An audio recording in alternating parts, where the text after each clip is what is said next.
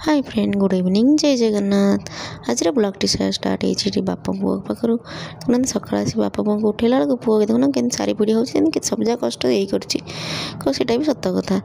कारण जो जी समय से शोचे गोड़ दीटा से समय थय ना 24 घंटा से चलुव खाली घरू जा राम बाबूर सब कम सारीगला आमर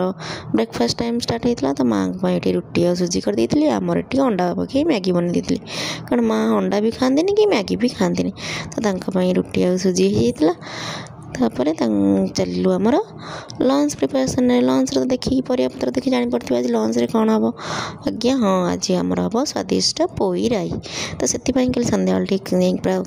कषि कषि पोई देखिए नहीं आसलु डुंगुल मोर फ्रेश फ्रेश पोई तो आज सका डुंगुल जाए चिंगुड़ माछ नहीं आसी राई मुझे करदेली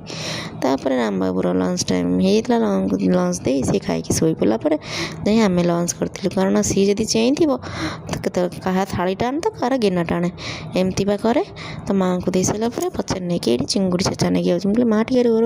चिंगुड़ी छेची खाइले टाइम लगे ना तुम टे अपेक्षा कर देदेकि आम जा बसलु लंच खायापी डुंगुल मोर आमर भी से सेम आइटम केवल ओटा टी एक्सट्रा कारण जो पड़ी टे बंची जाता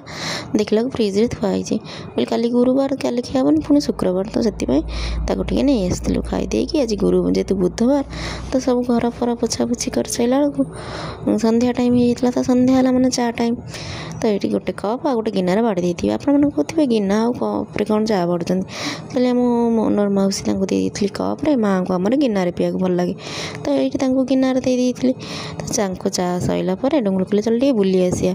जिते जाओ जिते कम था आम डेली अध घंटा हो कि घंटे जहाँ भी आम टे बाहर जा बुली आसु न बुली आसले व्यस्तबहुल जीवन निज तो टाइम बाहर करा पड़ो ना तापर आम को भी बुली आसले ताको भी भल लगे तो आसिक ये डिनर रे परोटा बनई देती कारण आज आम डिनर तरकारी सब नहीं आसलु बाहर मम्बो ये मशरूम 65 आमर चिकेन हैदराबादी तो ये मम्बो को दे देती खायापी तापर आम आम डिनर टे एंजॉय करूँ आपने देखिले आम दिन टी केमती कटला भल लगे लाइक शेयर सब्सक्राइब करेंगे रही जय जगन्नाथ।